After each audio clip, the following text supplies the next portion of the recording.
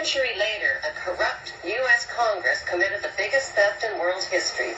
They passed Paul Warburg's Federal Reserve Act in 1913, handing over America's gold and silver reserves and total control of America's economy to the Rothschild banksters.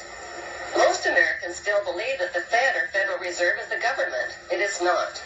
The Fed is a privately owned banking system whose majority Class A shareholders are the Rothschilds, Warburgs, Kuhn and Loeb, J.P. Morgan, Rockefeller, Israel Seif, and the Lehman Brothers.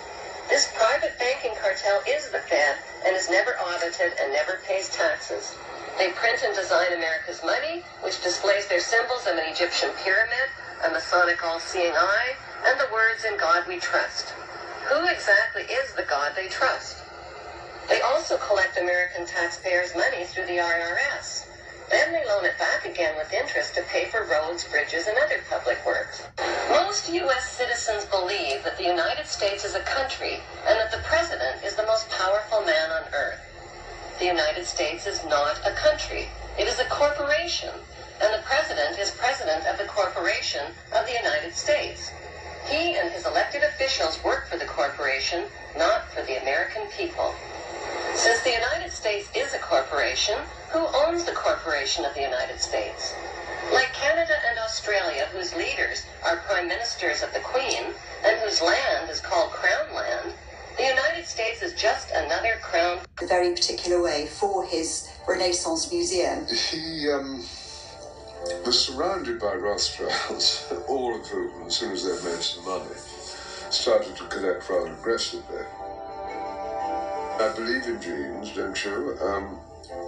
The Rothschild genes clearly have a sort of mania for collecting.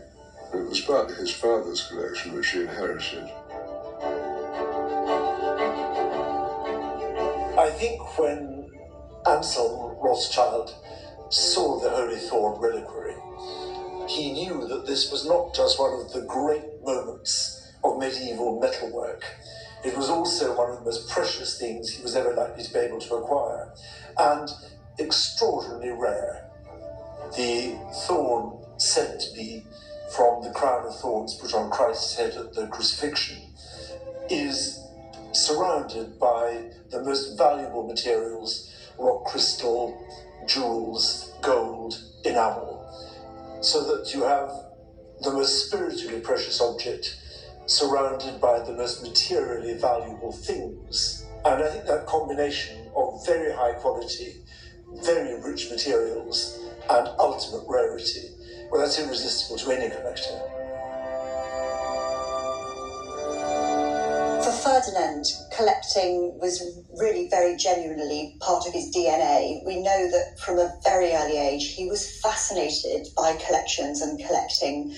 And I have this vision of him following his father Anselm around, sort of learning at his father's knee almost. In his reminiscences, he records his first exposure to his father's collection. My father's curiosities were packed and stored away in a strong room, where they remained until the cold I was back again from the country. It was my privilege on these occasions to place some of the smaller articles in their own leather cases. Merely to touch them sent a thrill of delight through my small frame. Spectacular objects in the Woodson bequest, and it's also one of my favourites. It's a boxwood tabernacle, and it's incredibly sculptural and architectural, as you can see in its form. It's like a miniature building, and all the pieces come apart so that you can play with them. So it's got a very strong, playful quality. Playing with those pieces, each time you reveal new scenes from the Christian story. You take off the pelican and her piety finial, and these sections open out like orange segments, and on the inside each is carved with yet another scene.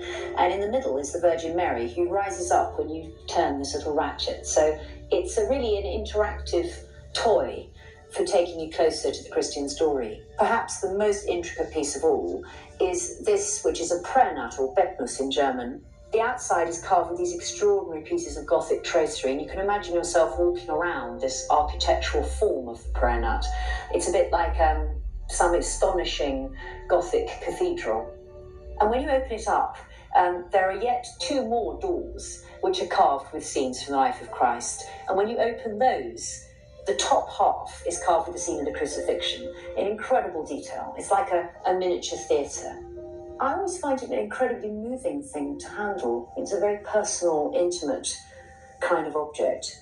And then the craftsmanship is so astonishing that every time you look at it, you notice something different, and it really comes to life in your hands. You can imagine the person who first owned this object playing with it